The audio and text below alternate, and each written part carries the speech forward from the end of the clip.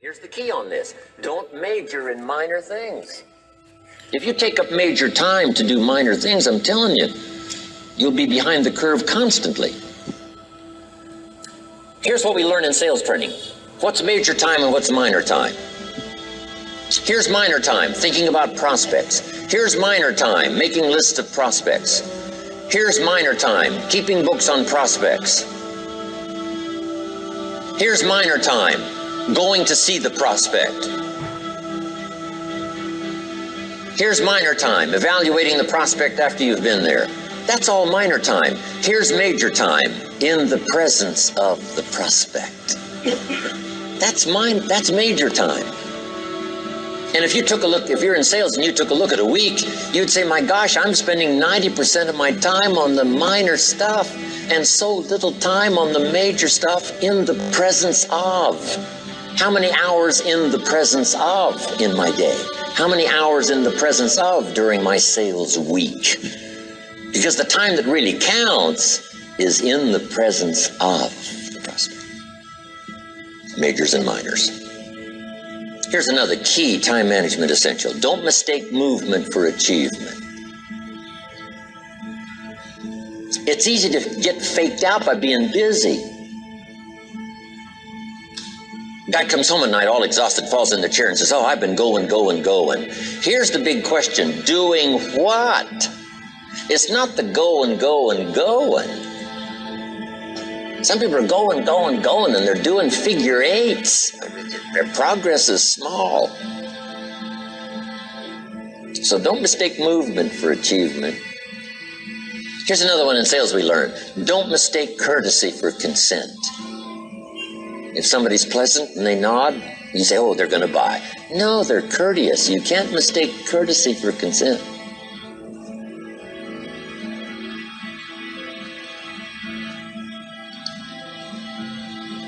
Now here's a big one, concentration.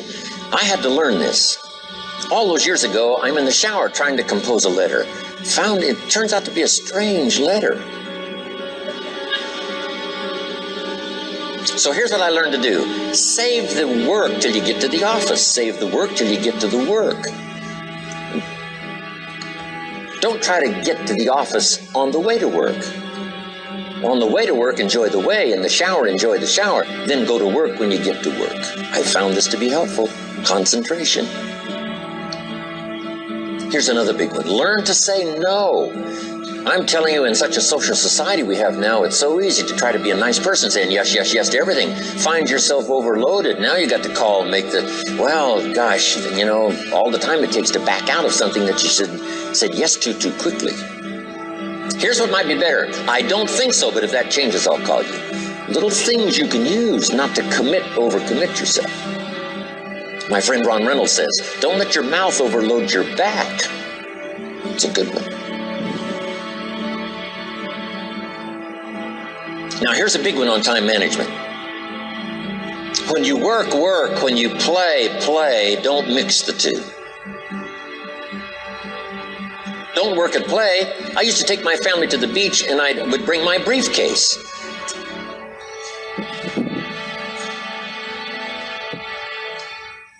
I learned not to do that. Or at the beach, I'm saying I should be at the office. Now my family's upset because I'm at the beach and I'm thinking office. Now when I'm at the office, I'm thinking what? I got to get my family to the beach. So things are not going too well at the office because I'm thinking beach, and things are not going too well at the beach because I'm thinking office. Here's what I learned to do. At the beach, be at the beach. At the office, be at the office. When you work. When you play. Don't mix the two. Don't work at play. Now here's one of the most important ones. Don't play at work. Work is too serious. You don't want the reputation of being the office joker. It's not a good one. Yes, there's time for some pleasant stories. Yes, there's time for a little humor. Yes, best if it's a happy office, of course. But I'm telling you, you got to be serious about work because you're parting with a piece of your life for the work you do. Your work costs you a piece of your life. Here's what it's called. Serious business. Not grim, not unhappy, but serious. Key. Don't play at work. The old expression, I don't think we use it anymore, horse around at the office. Play around, play jokes, play tricks. No place, not at the workplace. At the beach, yes. At the bar, yes. Somewhere else, not work. You got to treat work with all due conservative passion, because it's leading you to your future. Here's another key phrase: all work is good. You may not like your job, but if it's the stepping stones to get you to where you want to go, you got to appreciate your job. You don't have to have a passion for your job. Here's the ultimate passion: a passion for incredible success in every department of my life. That's the passion. But don't look down on some menial job you have to do to finally get you to where you want to go. No job is menial. No job is not, no, every job is noble. Training life for pay, making a contribution to society. Next, analyze how you are. And if you have some weaknesses, if you can't, doesn't seem like you can change, here's the key: get it covered. I used to keep promising myself I'd keep the books. Finally, I gave that up. And back then, it only took me an extra $50-$60 a month for some accountant to keep the books. I said, no, I'm going to save the $50. You can't believe what I started losing in productivity because I tried to save the $50. So the key is, a lot of the time you can stay like you are, but just make sure you get it covered.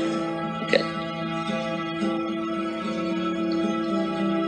Next, beware of the telephone and all other systems of communication, especially the telephone at home and systems of communication at home.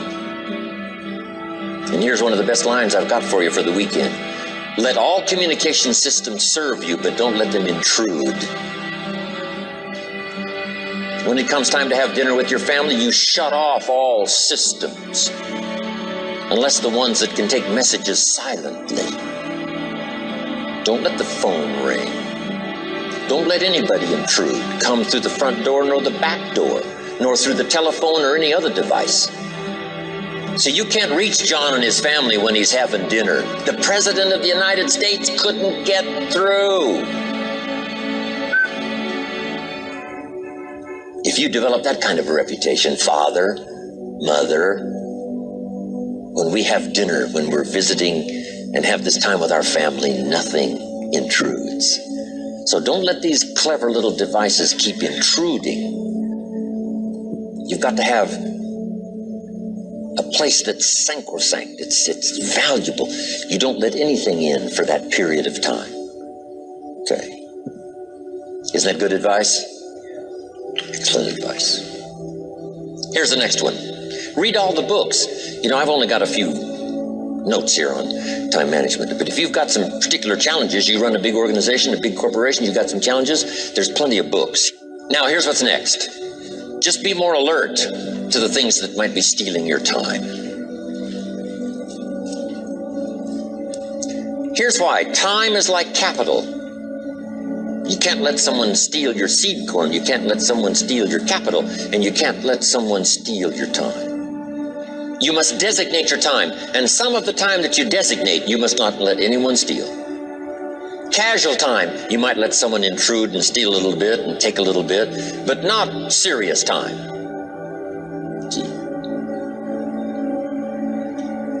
Next, one of the great time management savers is to learn to ask questions up front.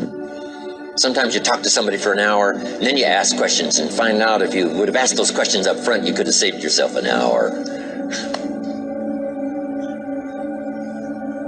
Asking questions up front helps you to get to the problem now. But if you just launch into some discourse, you might waste 30 minutes, waste an hour, when here's what you should have been talking about. After you finished an hour, you say, John, what's really the problem? He said, well, it's something personal. See, that's what you should have been talking about this whole hour. Key. Next, learn to think on paper.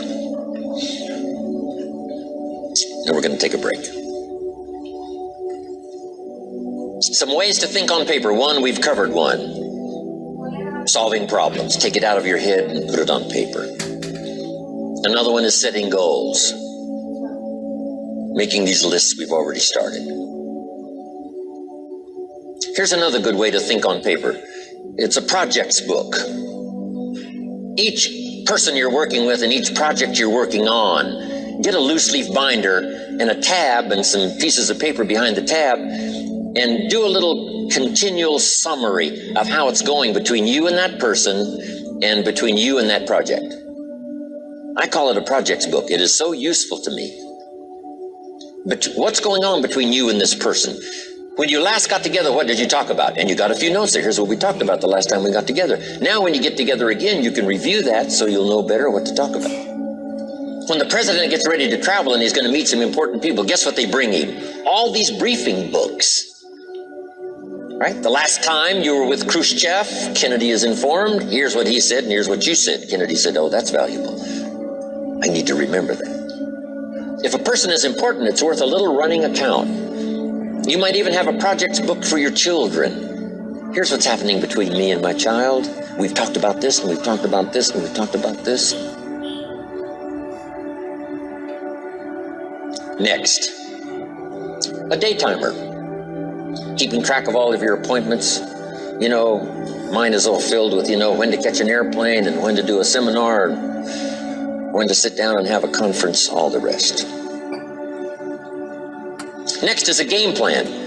If you've got a house and the, insurance is going to come due and some other things are going to come due, you just put it on a spreadsheet and make sure it's taken care of.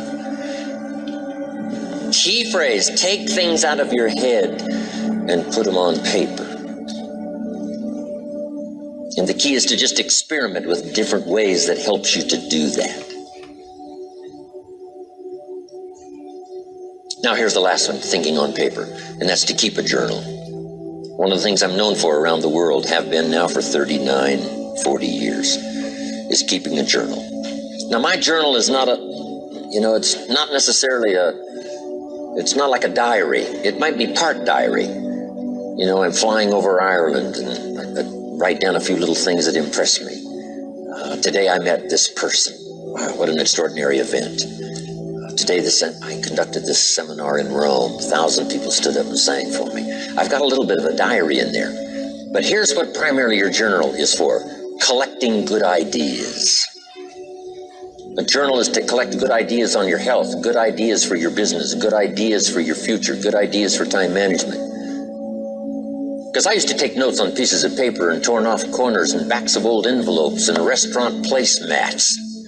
And I threw all this stuff in a drawer.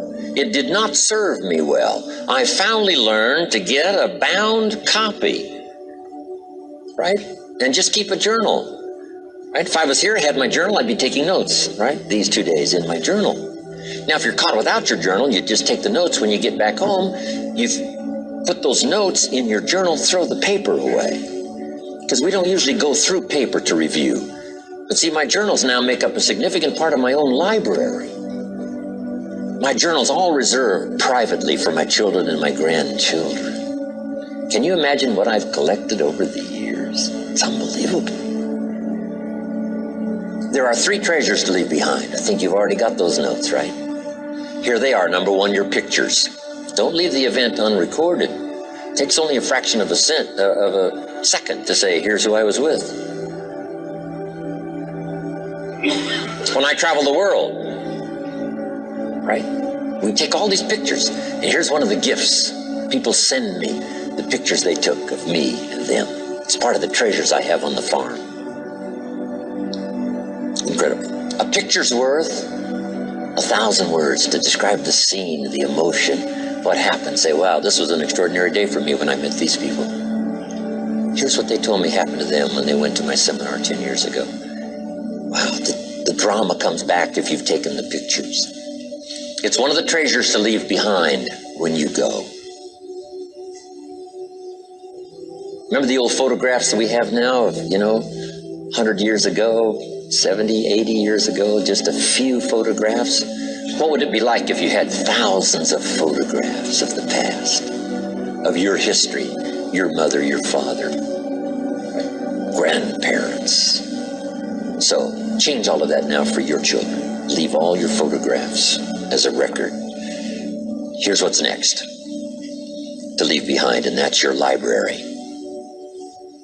The books that changed your life, the books that changed your health, the books that rescued you from oblivion, the books that you passed on to other people, they were so exciting for you, the books that made you financially independent, the books that developed your leadership, the books that gave you wisdom to ponder when things were tough, the books that got you through the winter, the books that helped you to plant in the spring and harvest in